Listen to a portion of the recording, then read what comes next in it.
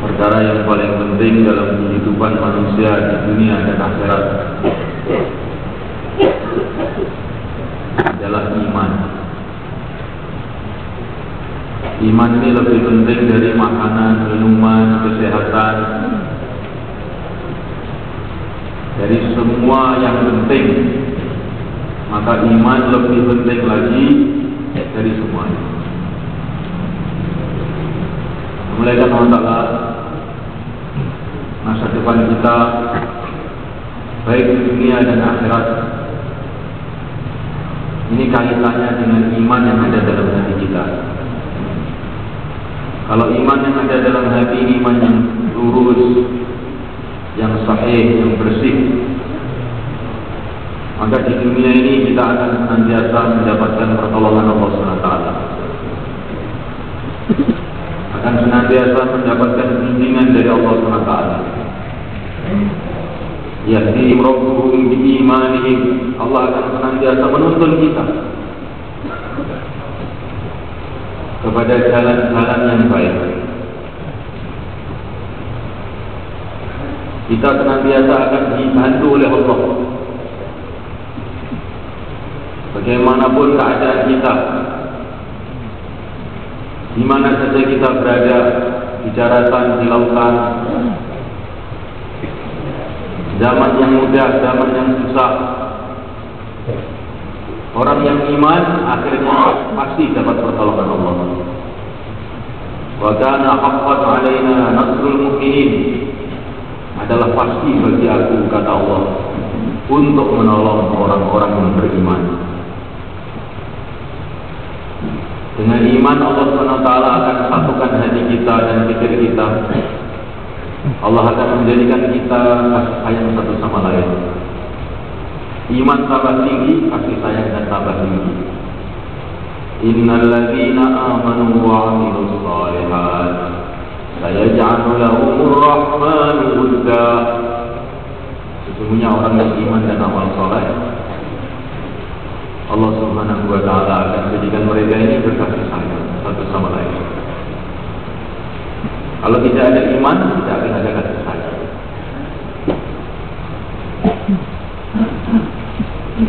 Ayah tidak mencintai anaknya lagi, anak tidak akan mencintai ayahnya lagi. Suami tidak akan mencintai istrinya lagi, istri tidak akan mencintai suaminya lagi. Ini kalau tidak ada iman, kita masih bisa berkumpul, masih bisa berkasih sayang satu sama lain. Ini karena adanya iman yang ada dalam hati kita. Kemarin saya dapat cerita dari seseorang, bagaimana keadaan masyarakat orang-orang yang tidak beriman di negeri Cina. Dimulaikan itu ada undang-undang, orang itu tidak boleh punya anak lebih dari satu. Kalau orang punya anak lebih dari satu, ketahuan hamil, maka akan dibawa ke rumah sakit dan digugurkan secara paksa. Sehingga di tempat sampah rumah sakit di Indonesia itu penuh dengan bayi-bayi digugurkan secara resmi. Nah, oleh karena ta'ala, manusia sudah tidak bisa memandang manusia seperti manusia lagi.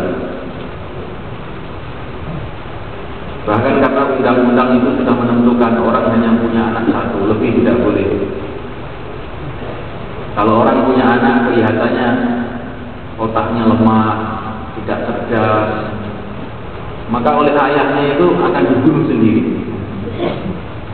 supaya dia dapat izin untuk punya anak lagi yang lebih baik. Ini mulai dari Allah Ta'ala.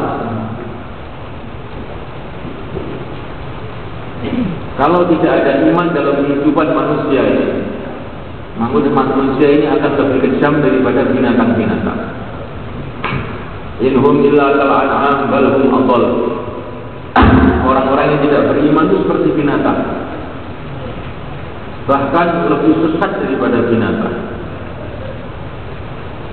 memuliakan Allah Subhanahu wa taala. Kalau manusia sudah kejam, melebihi binatang-binatang, melebihi harimau. Kalau harimau paling membunuh 1 orang 2 orang.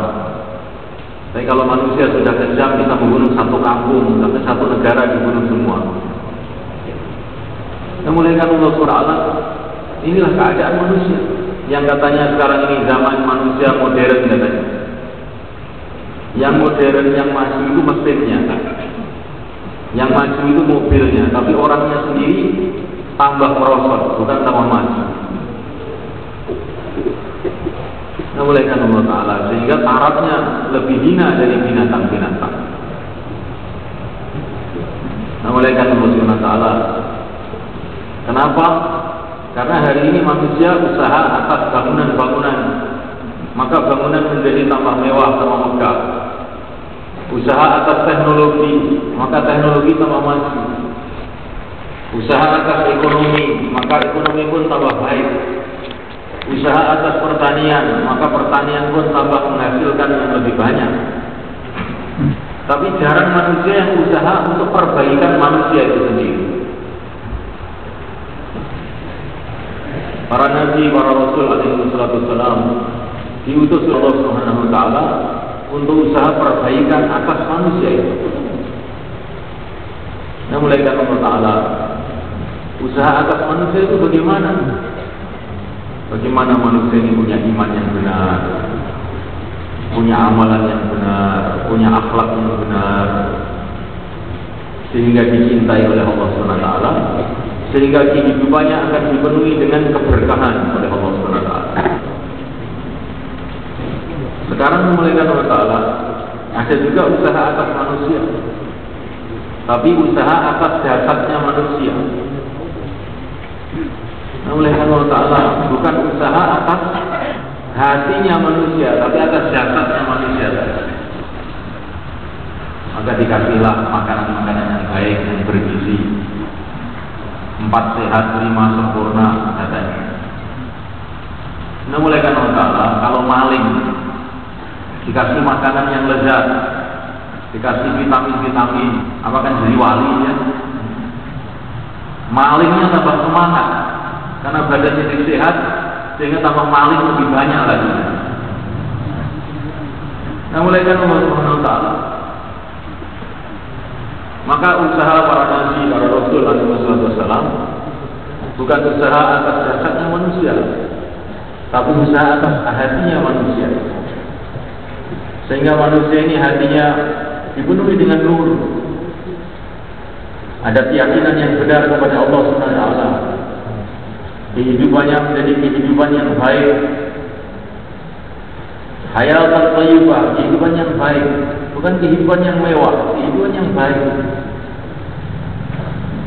Sekarang ini kehidupan lebih mewah dari zaman dulu. Tapi kehidupan yang dulu lebih baik dari yang sekarang. Memuliakan Allah Subhanahu wa taala. Kehidupan Madinah Al-Munawwarah yang dikatakan oleh Nabi, siapa saja datang ke Madinah maka sama saja dengan datang kepada ayahnya dan ibunya sendiri. Seorang dari negeri Irak pergi ke Mekah untuk menunaikan ibadah haji pada zaman para sahabat. Maka ditanya dia, ini hasilnya agama juga ya begitu. Ditanya, bagaimana keadaan kamu dalam perjalanan dari negeri Irak sampai ke Makkah Al-Mukarramah, beribu-ribu kilometer? Bagaimana keadaan di perjalanan? Maka orang tadi mengatakan, mulai dari negeri Irak sampai ke Makkah Al-Mukarramah, saya lihat manusia ini seolah-olah ayahnya satu, ibunya satu. Di mana saja saya selalu dimuliakan, di mana saja selalu saya dicintai dan mencintai orang-orang yang saya temui. Maka sahabat mengatakan, dzalika qurfatul iman. Inilah hasilnya iman. Hasilnya iman. Manusia ini akan bersaudara kembali. Seolah-olah ayah satu dan ibunya satu, saling cinta mencintai. Bahkan bukan hanya antara manusia yang masih hidup, sampai yang sudah mati pun dicintai juga. Didoakan dia pakai sholat, dibacakan Fatihah. Ini orang yang sudah hidup pun, yang masih hidup mencintai orang-orang yang mati. Bahkan orang-orang yang sudah mati pun mencintai yang masih hidup kalau ada iman. Maka diceritakan dalam hadis-hadis bagaimana orang-orang yang sudah di alam barzakh itu juga berdoa untuk orang-orang yang ada di dunia. Ini hasil daripada iman. Tapi kalau tidak ada iman, Malaikat Allah kelihatannya orang itu mencintai seseorang. Hakikatnya bukan mencintai. Hakikat itu ingin mendapatkan sesuatu dari orang tadi.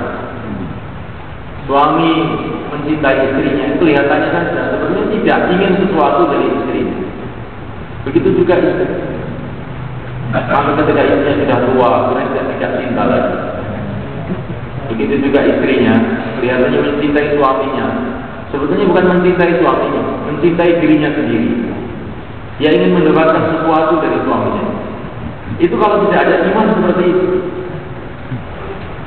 Kecintaan yang bukan berdasarkan iman, itu hakikatnya Malaikat Allah bukan kecintaan, itu pemalsuan belaka.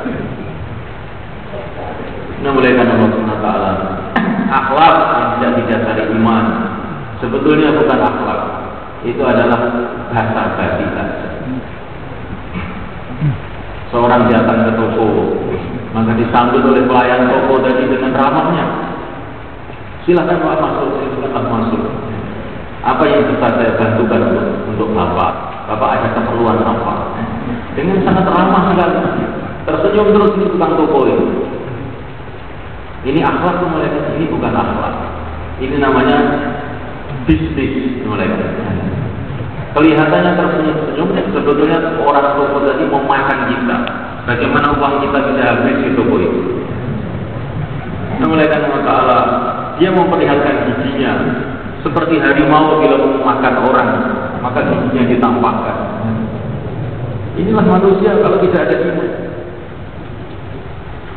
Malaikat Allah SWT, jangan tertipu orang-orang kafir katanya membantu orang-orang Islam di mana-mana. Misi kemanusiaan katanya, bukan misi kemanusiaan. Ini misinya harimau. Ya. Tersenyum-senyum mau makan orang. Bila tidak ada iman, tidak akan ada akhlak. Semua adalah tipu daya dan tipu muslihat belaka. Maka Maulana Syamsul Hafizahullah Rilabis Asyar Bidawin senantiasa beliau mengatakan, Indama fasada imanuna fasadat akhlaquna. Kalau iman kita rusak, maka akhlak kita akan jadi rusak. Indama fasada imanuna fasadat tijaratuna. Ketika iman kita rusak, maka perdagangan kita juga rusak. Indama fasada imanuna fasadat auladuna. Kalau iman kita rusak, maka anak-anak kita akan jadi rusak.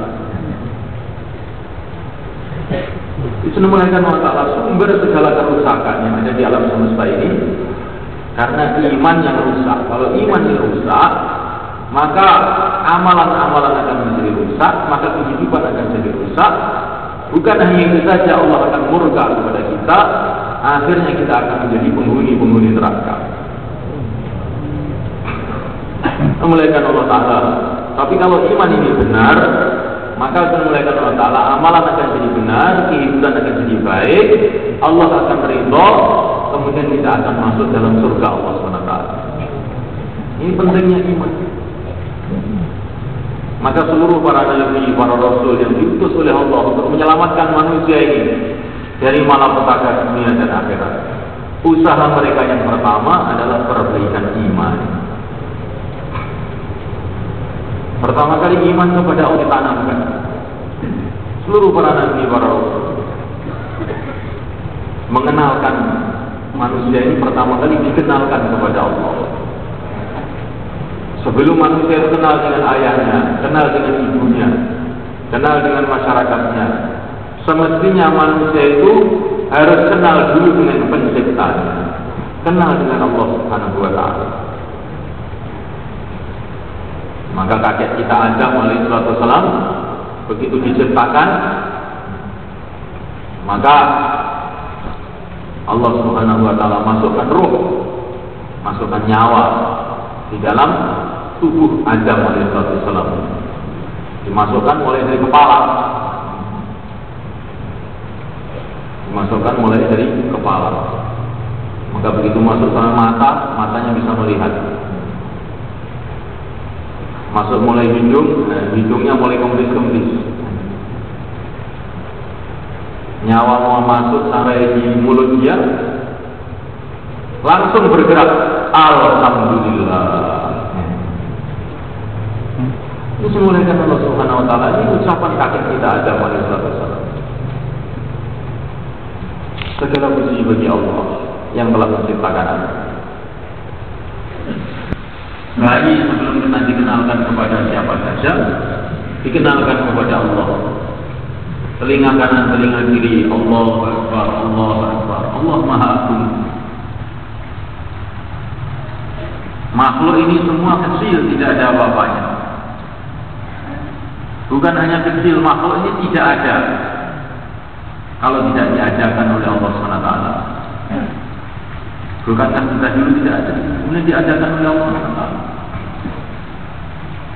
Makhluk tidak ada apa-apanya, tidak ada kalau tidak diajarkan oleh Allah. Tidak hidup kalau tidak dihidupkan oleh Allah SWT. Tidak akan bisa bergerak kecuali bila digerakkan oleh Allah SWT. Tidak akan bisa berpikir kecuali bila dikasih otak oleh Allah SWT. Allahu Akbar, Allah Maha Agung. Dialah yang menciptakan alam semesta ini. Innama amruhu idza arada syai'an ay yaqula lahu kun fayakun.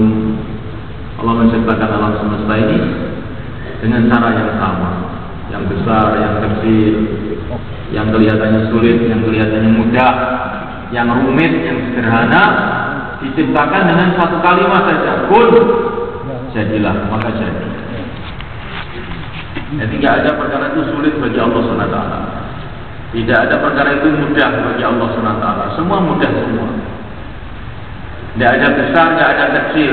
Semua kecil semua di depan Allah SWT. Memuliakan Allah SWT. Allahu Akbar, Allah Maha Agung. Karena Allah ini Maha Agung, maka kita harus memahami bahwa perintah Allah juga Maha Agung, larangan Allah juga Maha Agung. Kalau orang itu iman kepada Allah, bahwa Allah itu Maha Agung, maka harus memahami semua perintah Allah itu Maha Agung. Kita harus memahami bagaimana agungnya sholat. Apa agungnya sholat itu? Cuman berdiri, duduk, sujud. Apa agungnya sholat? Karena ini perintah Allah, perintah yang Maha Agung. Karena ini perintah yang Maha Agung, bila dikerjakan maka akan mendatangkan ridhanya yang Maha Agung, sehingga akan mendatangkan hasil yang Maha Agung. Begitu juga larangan Allah. Walaupun kelihatannya kecil, tapi ini larangan Allah, larangannya yang Maha Agung. Kalau dikerjakan, kalau tidak diampuni oleh Allah, akan mengakibatkan risiko-risiko yang agung yang tidak bisa kita bayangkan. Karena perintah itu nilainya menurut yang perintah. Perintahnya lurah dengan perintahnya camat beda, dengan perintahnya presiden berbeda. Sama-sama perintah, tapi karena yang memerintah itu berbeda, akibatnya berbeda. Akibatnya berbeda. Maka Subhanahu wa Ta'ala, kalau orang paham mengenai keagungan Allah, dia akan paham mengenai keagungan agama Allah Subhanahu wa Ta'ala. Maka sholat itu sangat-sangat agung. Puasa itu perkara yang sangat-sangat agung. Zikir itu perkara yang sangat-sangat agung. Semua perintah Allah itu sangat agung. Karena Allah Subhanahu wa taala itu yang maha agung. Yang keagungannya tidak bisa dibayangkan, tidak bisa diukur oleh otak manusia. Nah, malaikat Allah Subhanahu wa taala, para malaikat yang suci, yang sudah beribadah jutaan tahun, miliaran tahun, mereka senantiasa mengatakan, Allahumma ma'arafnaka haqqa ma'rifatik, Allahumma ma'abadnaka haqqa ibadatik. Hai Tuhanku, aku belum mengetahui keagungan Engkau dengan sebenar-benarnya. Aku belum bisa beribadah kepada Engkau dengan sebenar-benarnya. Memuliakan Allah Subhanahu wa taala. Ketika baginda Nabi naik ke langit, maka berjumpa dengan Jibril alaihissalam. Maka Jibril menghadap kepada Allah Subhanahu wa taala. Saking takutnya Jibril kepada Allah Subhanahu wa taala. Jibril yang tubuhnya begitu besar, memenuhi angkasa, tapi saking takutnya kepada Allah, sampai mengecil, sampai seperti seekor burung yang sangat kecil. Saking takutnya Jibril kepada Allah SWT. Nah, malaikat Allah SWT, kita tidak akan paham mengenai keagungan Allah SWT. Tapi minimal kita ini, walaupun sebutir zarah, mesti kita ini bisa mengenal Tuhan Allah SWT, mengenal keagungannya, kehebatannya, yang tidak bisa diukur oleh siapa saja. Sehingga kalau kita ini mendengar asma Allah, hati kita akan bergetar. Wa idza dzikirallahu wajilat qulubuhum. Ini tandanya orang-orang yang iman dan sejati, baru mendengar kata Allah saja hatinya bergetar. Nah, mulaikan Allah Ta'ala, kalau sekarang ini saya kasih tahu, ini belakang kami ada harimau, namanya bagaimana kira-kira? Mesti akan terkejut. Padahal baru ngomong saja, kita akan terkejut. Apalagi harimau. Ada ular di belakang kamu, mesti akan terkejut, gak bisa ngantuk lagi. Nah, mulaikan Allah Ta'ala, kalau ada seseorang mengatakan, kamu tahu belakang kamu siapa? Itu Gubernur Jawa Timur itu, mesti kita akan terkejut. Belum melihat sudah terkejut. Betul kan? Nah, malaikat Allah Ta'ala, orang yang beriman, malaikat Allah Ta'ala, mendengar nama Allah saja ini, hatinya akan bergetar. Tandanya ini dia kenal kepada Allah SWT. Maka kita jadi pantas menangis, malaikat. 40 tahun kita ini di dunia, 50 tahun kita di dunia, tapi sampai sekarang ini kita ini belum kenal dengan Allah SWT. Nah, malaikat Allah SWT, ini untuk berkenalan dengan Allah SWT ini mahal. Perlu pengorbanan besar, perlu usaha yang sungguh-sungguh untuk supaya seorang manusia ini bisa kenal dengan Tuhannya. Berkenalan dengan seorang raja saja perlu pengorbanan. Padahal raja dengan rakyatnya sama saja sebetulnya. Asalnya dari tetes air mani. Yang namanya raja, yang namanya kere, yang namanya orang miskin, sama saja bahannya. Setetes air mani. Itu saja untuk berkenalan dengan seorang raja perlu berliku-liku. Bagaimana berkenalan dengan Allah Subhanahu wa taala? Nah, malaikat Allah Ta'ala, Allah Samad, Allah lah tempat hajat kita. Kita ini harus paham bahwa hajat kita yang sebenarnya itu hanya kepada Allah. Seorang santri belajar siang dan malam karena merasa berhajat dengan ilmu. Sebetulnya Allah itu bukan berhajat dengan ilmu, berhajat dengan yang memberikan ilmu kepada Allah Subhanahu wa taala. Allamal insana ma lam ya'lam. Dialah Allah yang memberi ilmu hakikatnya. Dialah Allah yang telah memberi ilmu pada para nabi. Dialah Allah yang telah memberikan ilmu pada para malaikat. Dialah Allah yang memberikan ilmu pada seluruh manusia. Bukan manusia itu punya ilmu, diberi ilmu. Nah, mulai kan Allah Ta'ala, otak kerbau dengan otak manusia ini besaran otak kerbau mulai. Otak kerbau itu mungkin lipat 3 kali dengan otaknya manusia. Tapi kalau nggak ngerti apa-apa sejak dulu sampai sekarang nggak ada perkembangan ini namanya kerbau. Kenapa? Karena oleh Allah tidak dikasih ilmu untuk kerbau. Nah, mulai kan Allah Subhanahu wa Ta'ala, hakikatnya kita ini berhajat kepada yang maha tahu, yang memberi ilmu kepada makhluk-makhluknya, Allah Subhanahu wa Ta'ala. Kita ini merasa berhajat dengan dunia, padahal hakikatnya kita ini sebetulnya berhajat kepada yang memiliki dunia ini, yang menciptakan dunia, Allah Subhanahu wa Ta'ala. Memulaikan Allah Subhanahu wa Ta'ala, seorang ulama zaman tabi'in namanya Salim bin Abdullah bin Umar, putranya Abdullah bin Umar. Begitu tinggi derajat keilmuannya, begitu tinggi keyakinannya kepada Allah Subhanahu wa Ta'ala, sehingga satu saat beliau ini sholat di Masjidil Haram. Tiba-tiba raja pada zaman itu datang kepada Salim ini, Syekh Salim,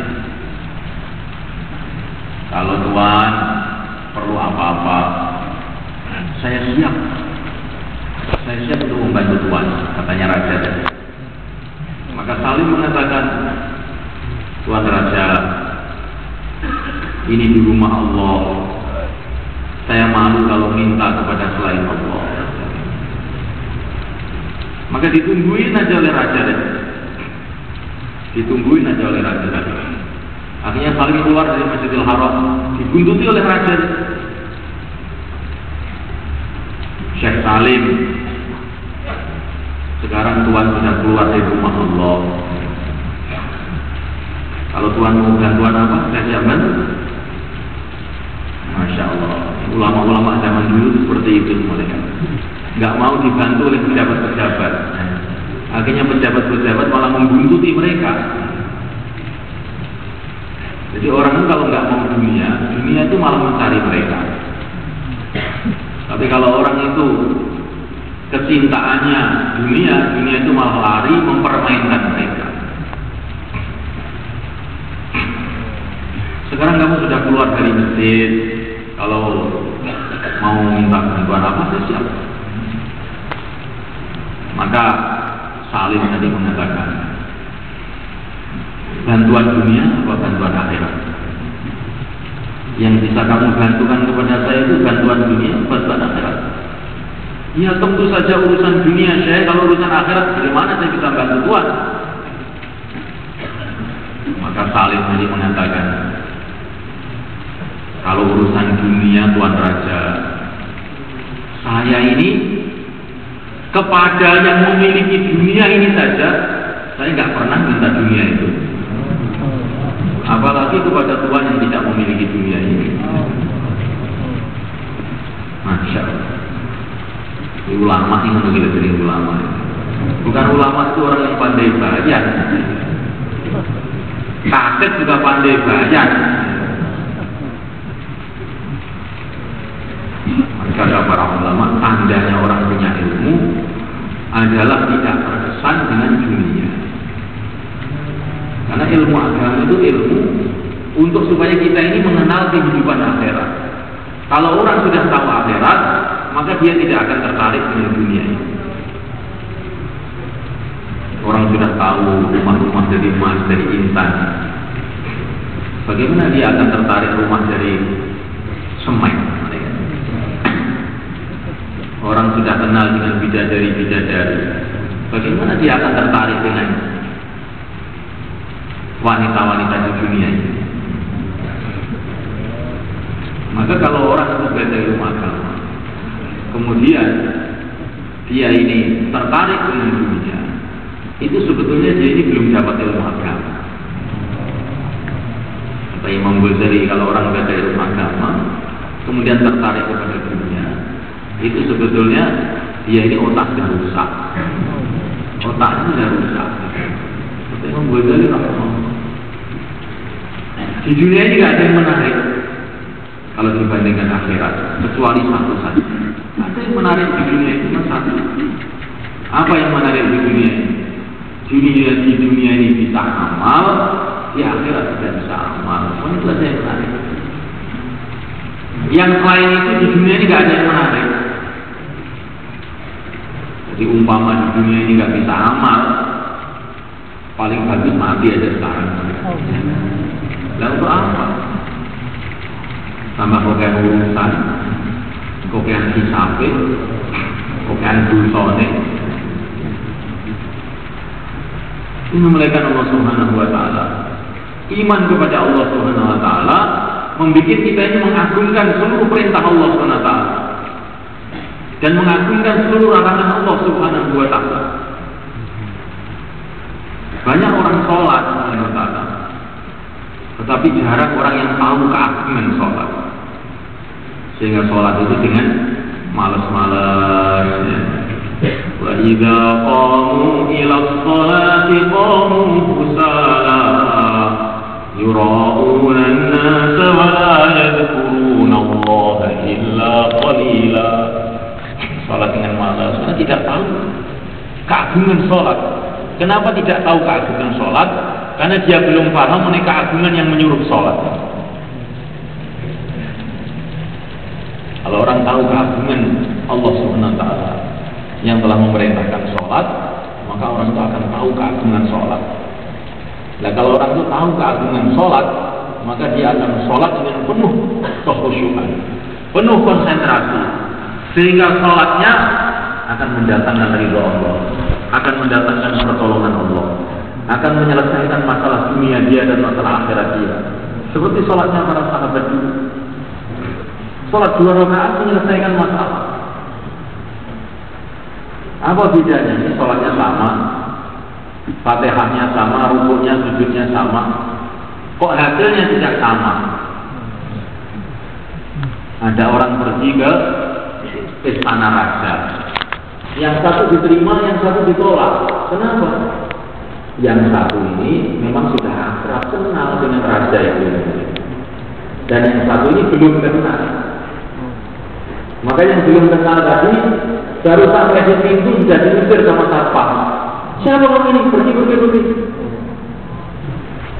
Tapi yang satu diterima, Masya Allah, dimasukkan di istana, didudukan dalam kursi yang istimewa, dikasih makanan yang lezat. Kemudian ditanya oleh raja, kamu mau perlu apa? Kok bisa begitu? Kan ini sudah kenal lama dengan raja. Dia sudah banyak berkhidmat di kerajaan, sudah banyak korban kerajaan, sehingga dicintai oleh raja, sehingga menghadap kepada raja, diterima oleh raja. Yang satu ini nggak pernah berkhidmat kepada kerajaan. Akhirnya dia ditolak, tidak bisa menemui raja. Begitu juga manusia ini. Kalau manusia ini kenal kepada Allah SWT dan senantiasa mengamalkan perintah-perintah Allah SWT dengan penuh kesungguhan, maka nanti sholatnya itu akan diterima oleh Allah SWT, sehingga sholatnya akan mendatangkan pertolongan Allah SWT, sehingga masalah-masalah dunia dia, akhirat dia selesai dengan sholat. Ini mereka notala sejauh mana kita ini ta'alluq kepada Allah, takwa kepada Allah, bergantung kepada Allah, menjalankan perintah-perintah Allah, menjauhi larangan-larangan Allah sebelum sholat. Sejauh mana kita mentaati perintah Allah sebelum sholat, maka sejauh itu pula nilai sholat kita. Maka dalam satu hadis dikatakan, kalau orang itu bisa menjaga matanya, dia tidak pernah melihat perkara yang haram, maka Allah SWT akan memberikan kepada dia ibadah yang dia akan merasakan kelezatannya. Jadi ibadah tidak bisa lezat karena matanya ini tidak dijaga. Matanya masih melihat yang haram, maka akhirnya ibadahnya tidak lezat. Mau melihat tok saja lepas dari Cuma melihat tok saja. Melihat Allah Ta'ala. Jangan kita lihat, cuma melihat saja kok. Melihat saja. Tapi ini dilarang oleh Allah, ada risikonya. Karena dilarang oleh pemiliknya. Melihat Allah Ta'ala, kalau kamu masuk ke kantor apa, langsung masuk di tempat yang kamu tidak boleh masuk. Kenapa kamu di sini? Cuma lihat-lihat aja apa? Bagaimana kira-kira? Kita akan di mana mulai? Apalagi kalau kita masuk di kantor bank, yang itu banyak uang di situ, kita masuk apa? Lihat-lihat aja, langsung dibergol masuk polisi. Kan? Melihat pak aja loh, saya nggak ngambil. Melihat aja mau dilarang ini. Kadang-kadang kita ini nggak sadar. Dilok orang itu, dilok kita aja. Aliran demen atau nyapa-nyapa. Nggak dilok. Karena ini oleh pemiliknya itu nggak boleh, masalahnya cuma itu. Wah, kok sulit sekali Pak agama. Ini bukan masalah sulit. Agama ini tidak ada tawar-menawar. Allah Subhanahu wa Ta'ala tidak perlu tawar-menawar dengan kamu. Kamu mau atau tidak? Tidak. Amal agama ke surga, tidak ke neraka. Karena Allah itu tidak ada dengan hamba-hambanya. Kecuali Al-Ghaffar, Allah Maha Pengampun, Maha Penyayang. Kita ini harus memahami keagungan perintahnya itu, keagungan larangan Allah Subhanahu wa Ta'ala itu harus memahami. Sehingga agama ini kita kerjakan itu dengan sungguh-sungguh.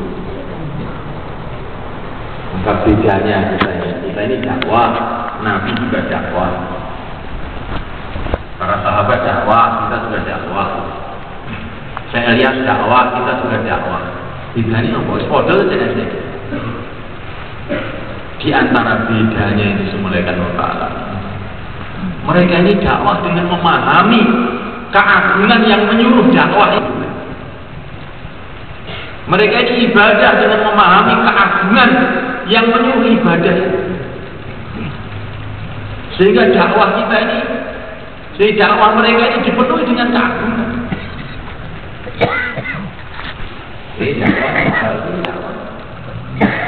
Dakwah ditaskil, awal ini dakwah itu ditaskil. Uber dicatat, rono, catat ini, mususi, ya. Sampai sudah kayak sholat aja, angkat tangannya 4 bulan itu.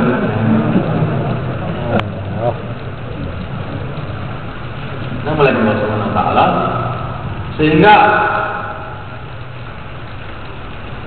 keagungan daripada kerja ini kita tidak memahami, sehingga kerja kita ini jadi lemah. Padahal keagungan dakwah itu mereka bukan dari segi dakwah itu sendiri, bukan. Dari segi karena ini perintah Allah lah dakwah ini jadi besar.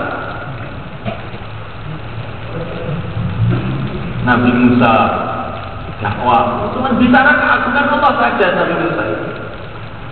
Tapi dengan dakwah Nabi Musa ini, maka Fir'aun telah hancur dengan seluruh pasukannya. Dengan dakwah Nabi Ibrahim, maka Namrud telah hancur dengan seluruh sistemnya.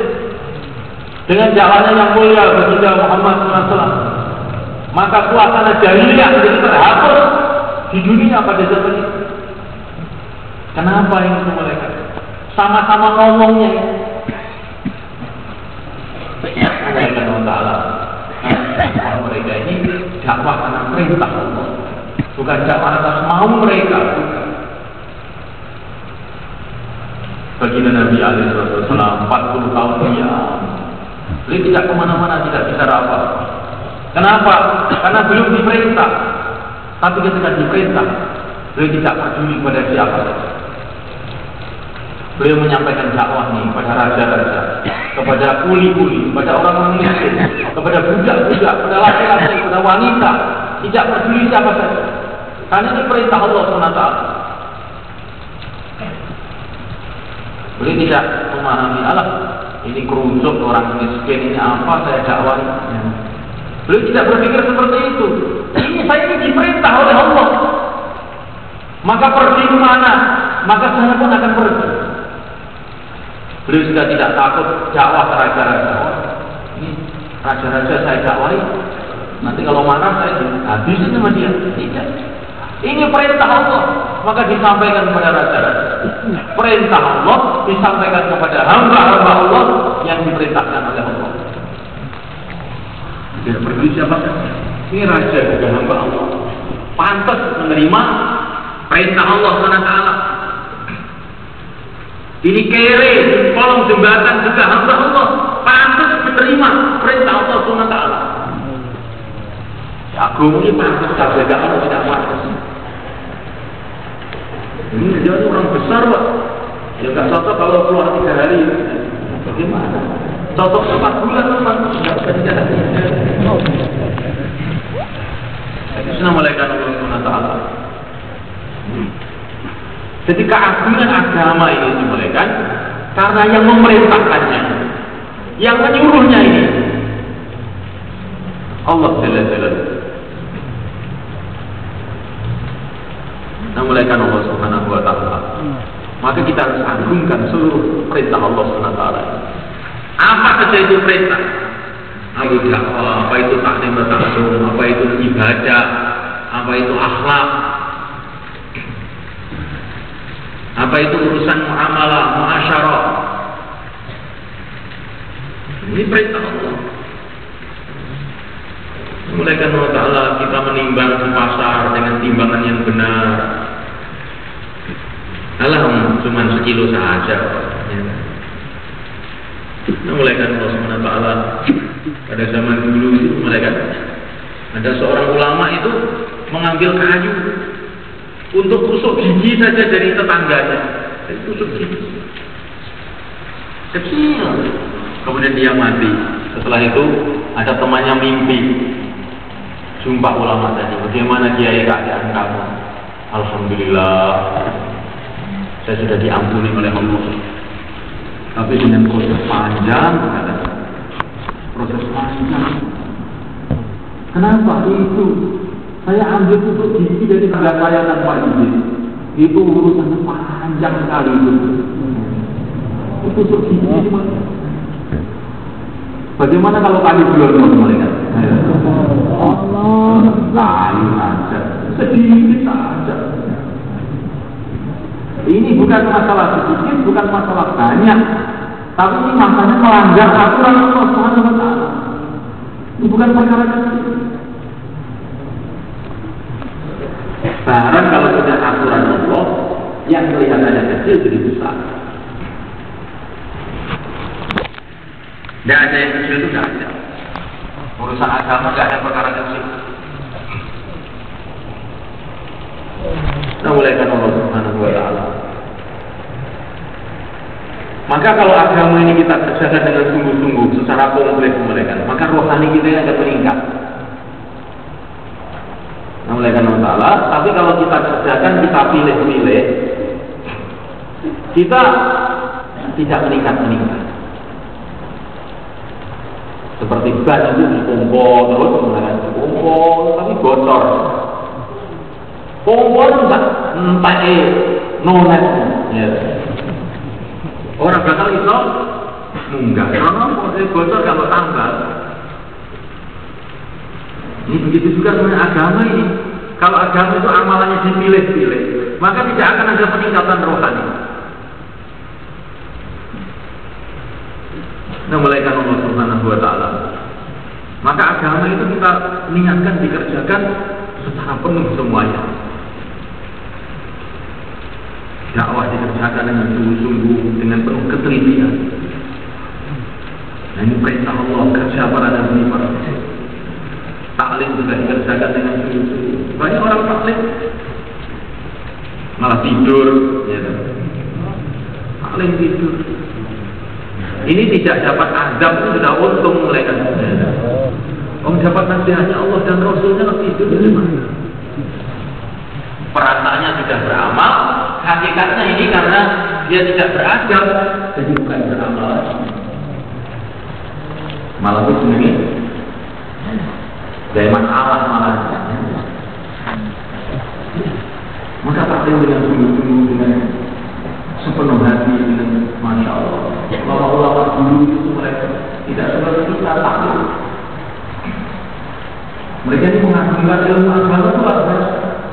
Karena iman mereka ini benar, tahu keagungan Allah SWT. Maka mereka tahu keagungan ilmu yang datang dari Allah SWT.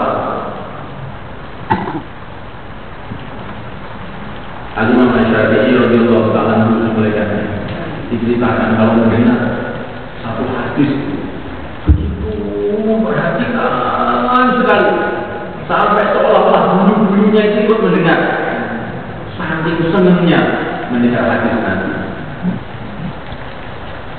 Artinya oleh Allah dimuliakan, ilmunya masih diamalkan sampai sekarang, sudah 1000 tahun lebih itu Imam Syafi'i, ilmunya masih dipelajari seluruh dunia. Coba. Nah kita itu, ilmu kita itu, anak kita saja tidak mau belajar.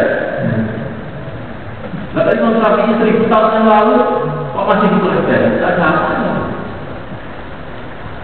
Ini sebenarnya masalah ini barokah. Barokah. Nah barokah itu sumbernya bagaimana? Walau anak anda Quran membuat atau lafazan ada ini barokah. Barokah itu timbulnya karena iman dan takwa. Keyakinannya kepada Allah benar dan amalannya itu adalah amalan yang benar. Takwa itu amalan yang benar. Maka taklim dengan sungguh-sungguh, ibadah dengan sungguh-sungguh. Bukan seenaknya aja. Sholat, ada orang sholat, ada orang sungguh-sungguh sholat, ada orang sholat seenaknya sendiri. Maka dan buri, ya. Ini tandanya orang tidak sungguh-sungguh sholat di belakang. Ma'adzal qawmi yata'akhkharuna min as-saffil awwal hatta yu'akhirahumullah. Ada orang itu senantiasa sholat itu senangnya di belakang. Hatta yu'akhirahumullah, sehingga akhirnya mereka disingkirkan oleh Allah, tidak digunakan lagi. Ini jangan main-main. Kalau kita ingin digunakan oleh Allah, urusan agama sok awal. Nah, begitu. Dan di belakang, sudah datang di belakang, tinggalnya di belakang, pulangnya duluan. Ini namanya kita ini beramal, tapi tidak menjaga keagungan amal. Artinya kita tidak dapat manfaat yang sempurna dari amal itu. Assalamualaikum warahmatullahi wabarakatuh. Maka ibadah itu dengan sungguh-sungguh. Mulai dari wudhunya, mulai dari mandinya, mulai dari berpakaiannya. Kalau dalam pakaian kita ini ada perkara yang haram, nanti sholatnya nggak bisa naik lagi. Kalau kita jual beli, harus dengan jual beli yang benar. Tajir as-sadiq al-amin yuhsyaru ma'al anbiya wa syuhada. Pedagang yang benar, tidak bohong, yang bisa dipercaya akan dikumpulkan bersama para anbiya dan para syuhada. Dan dia menjaga tertib. Walaupun dia di pasar menjaga tertib, tidak bohong.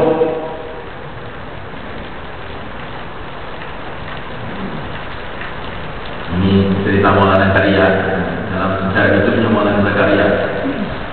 Waktu wafatnya ayahnya Maulana Zakaria, ayahnya Maulana Zakaria masih punya utang banyak, sehingga yang bertanggung jawab untuk mengembalikan utang itu Maulana Zakaria.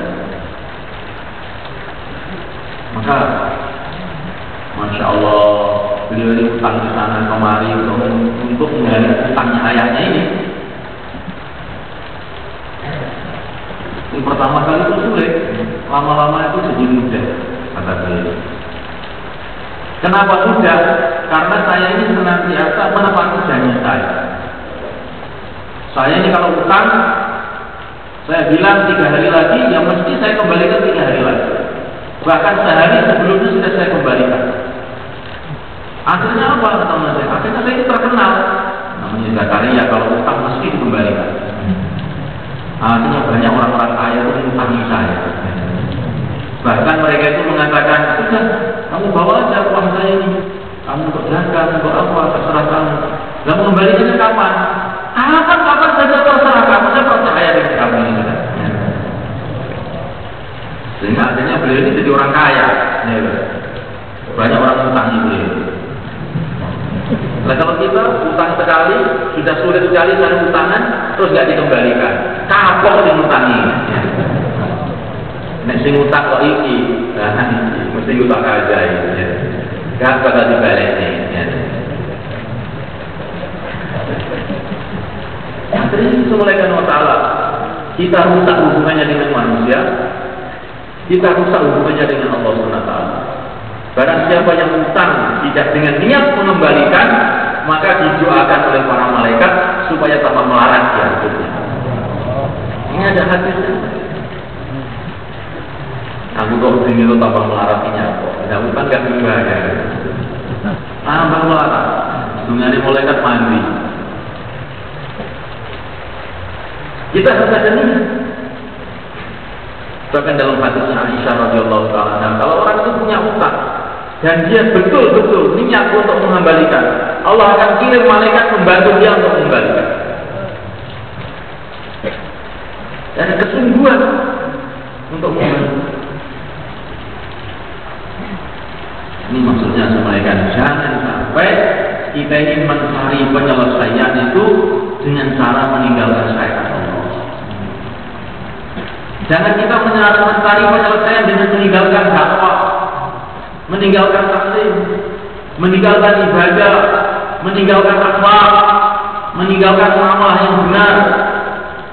Barang siapa ingin mencari penyelesaian dengan meninggalkan syariat, meninggalkan agama, maka nanti akan datang masalah lebih besar lagi dalam kehidupannya. Orang kok selesai, semua rumit nanti masalah. Mulaikan Allah Subhanahu wa taala.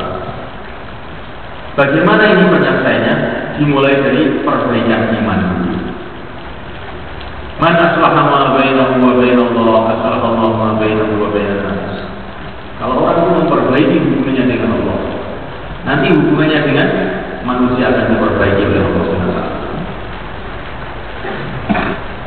Bagaimana memperbaiki hubungan kita dengan istri kita, dengan anak kita, dengan teman-teman kita, dengan orang kampung kita? Perbaiki hubungan dulu dengan Allah SWT. Kalau hati kita itu sudah benar kepada Allah SWT, betul-betul yakin kepada Allah SWT, bergantung kepada Allah SWT, berharap kepada Allah SWT, takut kepada Allah SWT, dengan sebenar-benarnya, nanti masalah-masalah yang lain akan terselesaikan satu persatu. Masalah selesai. Dan bagaimana perbaikan iman? Ini sudah ada contohnya. Perbaikan iman dimulai dengan dakwah. Perbaikan iman dimulai dengan dakwah. Itu yang dicontohkan oleh yang mulia baginda Nabi SAW. Ini permulaan. Ini untuk memulai perbaikan diri kita, memulai perbaikan umat ini, dimulai dengan dakwah.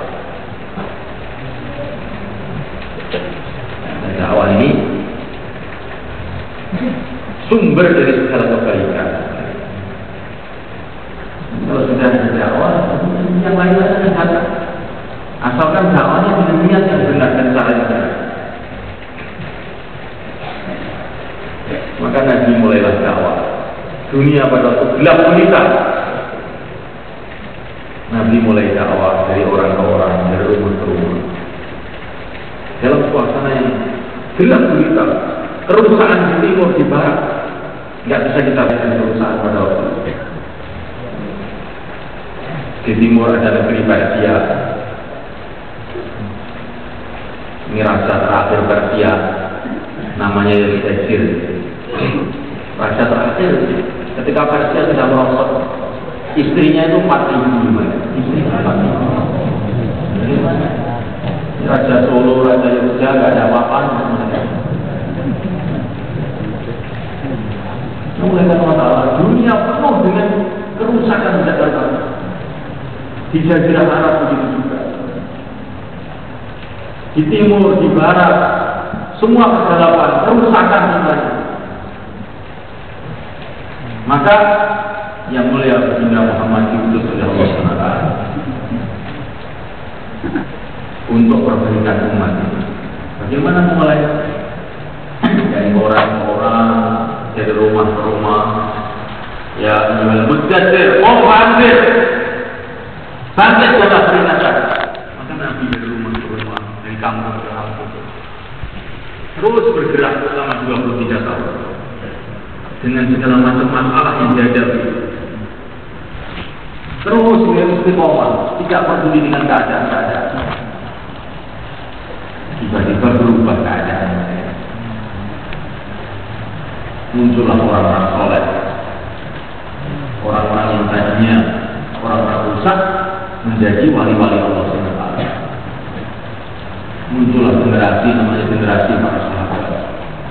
Muncullah orang yang namanya Abu Bakar Siddiq radhiyallahu anhu yang terkenal dengan ketinggian imannya. Muncullah orang seperti Sayyidina Umar bin Khattab radhiyallahu anhu yang terkenal dengan keadilannya. Muncullah orang yang seperti Sayyidina Utsman bin Affan radhiyallahu anhu yang terkenal dengan kelembutannya dan kedermawanannya. Muncullah orang yang seperti Sayyidina Ali radhiyallahu anhu yang terkenal dengan keberaniannya dan ketinggian ilmunya. Muncullah generasi para sahabat. Ada yang laki-laki, ada yang wanita, ada yang bangsawan, ada yang budak-budak. Semua jadi wali-wali Allah. Asalnya dari mana? Dimulainya itu dari wujudnya usaha dakwah yang benar, dengan niat yang benar, dengan cara yang benar. Maka timbul segala kebaikan. Begitu juga di negeri kita ini, asalnya dulu juga gelap gulita, tidak ada apa-apa. Penyembah berhala, penyembah batu, penyembah kayu, itu kakek-kakek kita. Maka datanglah Sunan Ampel rahimahullah bergerak dari rumah ke rumah, dari kampung ke kampung 40 tahun. Dicurahkan doanya, pikirnya untuk menyalahkan agama. Maka berubahlah keadaan. Sehingga muncullah ulama-ulama, muncullah santri-santri, muncullah kiai-kiai, muncullah masjid-masjid, muncullah semua kebaikan. Sekarang ini mulai dari Allah Ta'ala, begitu juga dunia sudah tidak karuan. Saya lihat bangkit dengan teman-temannya dari rumah ke rumah, dari kampung ke kampung, dikirim jamaah-jamaah di India, Pakistan, Bangladesh, negeri Arab, Eropa, negeri Belanda, kemana-mana. Maka mulai dengan keadaan di Inggris, masjid-masjid mulai dibangun. Anak-anaknya orang Inggris ngapalkan Quran. Ya. Di mana-mana, di kutub utara sana dikumandangkan azan. Di Norwegia, di Finlandia, mulai banyak orang-orang pakai jubah, wanita-wanita menutup aurat. Kenapa? Karena yang dimulaikan Allah Ta'ala dimulainya usaha dakwah. Usaha dakwah itu usaha yang mendatangkan hidayah Allah SWT, yang akan mendatangkan perubahan-perubahan dalam diri kita dan diri umat. Maka beruntunglah memulaikan orang-orang yang digunakan oleh Allah untuk dakwah. Semoga termasuk kita ini. Kita merasa untung.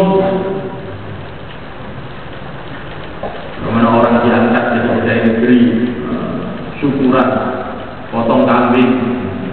Ada apa yang diangkat dari pegawai negeri? Suruh kerja itu malah merasa beruntung, menyembelih kambing, diundang teman-temannya syukuran. Karena apa? Mendapatkan pekerjaan. Padahal pekerjaan negeri, Masya Allah, paling dapat berapa ribu, itu saja sudah gembiranya luar biasa. Gembira. Bahkan biasanya kalau ada orang di negeri mesti anaknya itu disuruh jadi pegawai negeri juga. Walaupun ayahnya itu sudah tahu jadi pegawai negeri, ya, banyak utangnya, ya. Tapi masya Allah, ya. Bagaimana anak saya jadi pegawai negeri? Kalau mau cari mantu mesti sudah dapat hik belum ini mantunya? Ya. Ini semua yang Allah Ta'ala, orang dikasih pekerjaan dunia ini begitu gembira. Semestinya kita lebih gembira lagi dikasih pekerjaannya yang mulia baginda Muhammad. Gembira sehingga anak-anak kita jadikan dai-dai, menantu kita jadikan dai-dai, mertua kita jadikan dai-dai, teman-teman kita jadikan dai-dai, supaya semuanya nanti bergabung dengan barisanya baginda Muhammad. Insyaallah kita niat mereka. Kayak niat 4 bulan mereka silakan berbelok. 4 bulan, 40 hari silakan mereka. Monggo. Silakan 4 bulan ke selatan. Pertama, Rasulullah 4 bulan tangga pertama untuk mengenal perjuangan Nabi